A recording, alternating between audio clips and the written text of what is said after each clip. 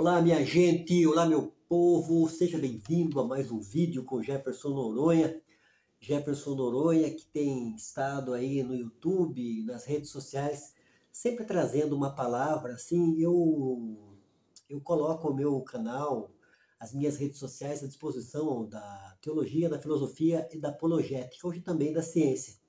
Então eu faço, às vezes, vídeos para edificação, uma palavra de edificação, uma palavra de consolo, uma palavra de evangelização. E eu faço vídeo também a respeito de pesquisas, né? Eu vou falar nesse vídeo a respeito dos Jesus históricos, do Novo Testamento, das testemunhas oculares, das pessoas, né, os apóstolos, os discípulos de Cristo, que acompanharam ele na caminhada terrena e registraram tudo aquilo que vivenciaram ao lado dele, né? Os apóstolos, os discípulos. E eu vou começar essa série de vídeos falando a respeito de Lucas, o Lucas que escreveu o Evangelho de Lucas e também o livro de Atos dos Apóstolos. Então esse vídeo meu é direcionado, é específico, né, assim, para os ateus, para os céticos, para as pessoas que criticam principalmente o Novo Testamento, os Evangelhos, as epístolas pastorais, as epístolas de Paulo. Então, para você que gosta de estudar, pesquisar a fundo, de verdade, ver, averiguar a evidência, o fato, então eu convido você a acompanhar essa série de vídeos minha, do Jefferson Noronha, a respeito das testemunhas oculares. Eles eram realmente testemunhas oculares? Pedro, Tiago, João, o apóstolo Paulo, Lucas, né, o médico amado, Lucas que escreveu o livro de Lucas e o livro de Atos. Então eles eram. Então vamos pesquisar, vamos estudar. Eu vou estar passando aqui aquilo que eu li, eu aprendi, estudei no livro Eu Não Tenho Fé Suficiente para Ser Ateu, do apologista Norman Geisler. Marque aí o nome desse apologista e o nome desse livro também, para você pesquisar. Se você não conseguir comprar esse livro, eu posso conseguir ele, eu posso dar o link dele para você abaixar em PDF aí no seu computador, no seu tablet, no seu celular, para você estar lendo, pesquisando. Esse livro maravilhoso, né, que é um dos livros meus, eu que gosto muito do Norman Geisler, é um dos melhores, é um dos livros que eu mais gosto de ler, tá estudando e pesquisando, ele que fala a respeito de cosmovisão, a maneira que as pessoas interpretam o mundo. Então vamos lá começar. Então tem uma frase aqui do Peter Kreeft que diz assim: por que os apóstolos mentiram? É uma pergunta. Se eles mentiram, qual foi a sua motivação? O que eles obtiveram com isso? É outra pergunta. O que eles ganharam com tudo isso foi incompreensão, rejeição, perseguição, tortura e martírio. Que bela lista de prêmios, né? Que os apóstolos, os discípulos, né? Lucas, no caso que eu vou estar falando aqui hoje, ganhou como prêmio, né? De estar falando de Jesus, pregando, ensinando, né? Transmitindo, né? Para as gerações seguintes o conhecimento a respeito de Jesus, da palavra de Deus, dos evangelhos, daquilo que Cristo viveu, vivenciou. Não só Cristo, como Pedro, Tiago e João, o apóstolo Paulo e tantos outros que se dedicaram em prol do evangelho. Colin Herman, estudioso, clássico, historiador, faz uma crônica, versículo por versículo, de precisão, de Lucas no livro de Atos, com esmerado detalhamento. Herman identifica, marque aí, 84 fatos nos últimos 16 capítulos de Atos que foram confirmados por pesquisa histórica e arqueológica.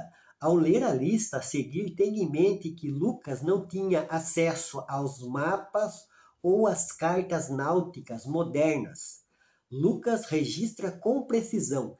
É 84, e como eu falei, eu posso estar te dando o livro. Eu não vou ler os 84 fatos, eu vou ler 20 e alguma coisa. Mas se você não acredita, então eu estou dando minhas redes sociais aí para você entrar em contato comigo, né? E eu vou estar mandando esse livro para você ler na íntegra. Eu não tenho fé suficiente para ser ateu. Onde está registrado isso aqui e todas esses 84 fatos relatados por Lucas no livro de Atos com precisão. Eu vou relatar alguns apenas aqui, não vou relatar os 84, mas são 84. Eu queria dizer para você que é crítico, ácido, né, de Jesus, dos evangelhos, da história de Cristo.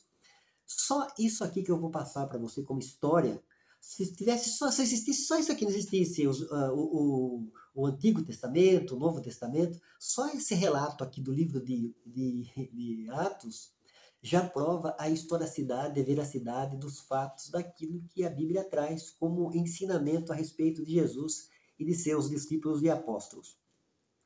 Vamos lá então, vamos relatar. Ao ler a lista a seguir, tenha em mente que Lucas não tinha acesso aos mapas ou cartas náuticas modernas. Lucas registra com precisão. Primeiro, a travessia natural entre os portos citado corretamente. Atos capítulo 13, versículo 4 e versículo 5. 2. O porto correto de Perge, juntamente com o destino correto de um navio que vinha de Chipre. Atos capítulo 13, versículo 13. 3. A localização correta de Licaônia. Atos capítulo 14, versículo 6. 4. A declinação incomum, mas correta do nome Listra. Atos capítulo 14, versículo 6. 5. O registro correto da linguagem falada em Listra, a língua licaônica. Atos capítulo 14, versículo 11. 6. Dois deuses conhecidos por serem muito próximos, Zeus e Hermes. Atos capítulo 14, versículo 12. 7. O porto correto, Atália, que os viajantes usavam na volta. Atos capítulo 14, versículo 25. 8. A ordem correta da chegada a Derbe e depois a Listra para quem vem da Cilícia. Atos 16, 1 e também Atos 15, 41. 9. A grafia correta do nome Troade. Atos 16, 8. 10. O lugar de um famoso marco para os marinheiros, a Somatácia. Atos 16, 11. Como eu falei, eu não vou ler todos, vou ler alguns, né? Mas você pode estar lendo os 14 fatos. Número 11. A correta descrição de Filipos como colônia romana. Atos 16, 12. 12. A correta localização de um rio, Gangites, próximo a Filipos. Atos 16, 13. 13. 13º. A correta associação de Tiatira a um centro de tingimento. Atos 16, 14. 15º. A correta localização de Anfípolis e a Polônia, onde os viajantes costumavam passar diversas noites seguintes em sua jornada. Atos 17, 1. 20º. A referência a uma sinagoga em Atenas. Atos 17, 17. 21º. A descrição da vida ateniense com debates filosóficos no Areópago. Atos 17, 17. 49º. A lei judaica considerada o uso que os gentios faziam da área do templo. Atos 21, 28. Descobertas arqueológicas e citações de Joséfo confirmam que os gentios poderiam ser executados por entrarem na área do templo. Em uma dessas descrições pode-se ler que nenhum gentio passe para dentro da balaustrada e do muro que cerca o santuário. Todo aquele que for pego será pessoalmente responsável por sua consequente execução. Esse é o 49º fato. 52º fato. A maneira comum de obter-se a cidadania romana naquela época. Atos 22, 28. 55º. Félix como governador daquela época. Atos 23, 34. 70º. O direito de apelação dos cidadãos romanos. Atos 25, 11. 74º. A ligação entre Cilícia e Panfilha. Atos 27, 5. 78º. A localização de bons portos, perto da cidade de Laceia. Atos 27, 8. 83º. Forma correta de custódia por parte dos soldados romanos. Atos 28, 16. Foi então essa lista que eu dei. Eu não dei toda a lista, como eu falei. São 84, como está relatado aqui, né? São 84 fatos nos últimos 16 capítulos de Atos, que foram confirmados por pesquisas históricas e arqueológicas. Existe alguma dúvida de que Lucas tenha sido testemunho ocular desses acontecimentos? O que mais ele poderia ter feito para provar a sua autenticidade histórica? O que Lucas precisava mais, né? É só a gente ler, pesquisar, ver, averiguar os fatos, né? Lembra que eu estou falando do Jesus e do Evangelho histórico. O historiador romano A.N. Service-Wit diz: quanto ao livro de Atos, a confirmação de sua historicidade é impressionante. Qualquer tentativa de rejeitar sua historicidade básica só pode ser considerada absurda. Historiadores romanos já desprezaram o livro por muito tempo. O especialista clássico e arqueólogo William M. Ramsay começa sua investigação do livro de Atos com um grande ceticismo, mas suas descobertas ajudaram a mudar sua forma de pensar. E ele escreveu: comecei tendo um pensamento desfavorável a ele, o livro de Atos.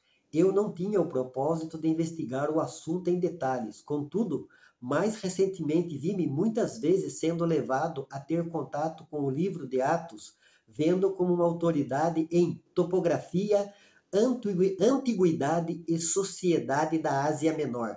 Fui gradualmente percebendo que em vários detalhes a narrativa mostrava verdades maravilhosas. Eu volto a perguntar aqui o que Peter Kreeft falou na frase dele. Por que os apóstolos mentiram? É uma pergunta. Se eles mentiram, qual foi a sua motivação? O que eles obtiveram com isso? Outra pergunta. O que eles ganharam com tudo isso foi incompreensão, rejeição, perseguição, tortura e martírio. Que bela lista de prêmios, né? Então, para você aí que gosta de estudar, pesquisar, meditar, né, ver os relatos, como eu falei, entre em contato comigo pelas minhas redes sociais, que eu posso estar dando o link, e passando para você o livro Eu Não Tenho Fé Suficiente para Ser Ateu, da onde foi a fonte que eu tirei essa pesquisa aqui do livro de Atos dos Apóstolos, escrito por Lucas, o médico amado. Colin Herman, estudioso clássico historiador, faz uma crônica, versículo por versículo, da precisão de Lucas no livro de Atos. Com esmerado detalhamento, Herman identifica 84 fatos nos últimos 16 capítulos de Atos que foram confirmados por pesquisa histórica e arqueológica. Ao ler a lista a seguir, tenha em mente que Lucas não tinha acesso a mapas ou cartas náuticas modernas, a GPS, tanta coisa que tem hoje, né? O pessoal que está no mar, né? Marinha, pessoal que viaja muito através de barcos, de navio. Então Lucas não tinha nada disso. E a precisão que ele deu, essa informação, passou essa história para a gente estar lendo e pesquisando hoje, é maravilhoso. Então vamos ler, vamos estudar, vamos seguir o conselho do profeta, conheçamos e prossigamos em conhecer ao Senhor. E você vai lá no canal do Noronha Pesquisador. Deus abençoe, fique com Deus. Um beijo no coração do Jefferson Noronha para você, meu amigo e minha amiga das redes sociais.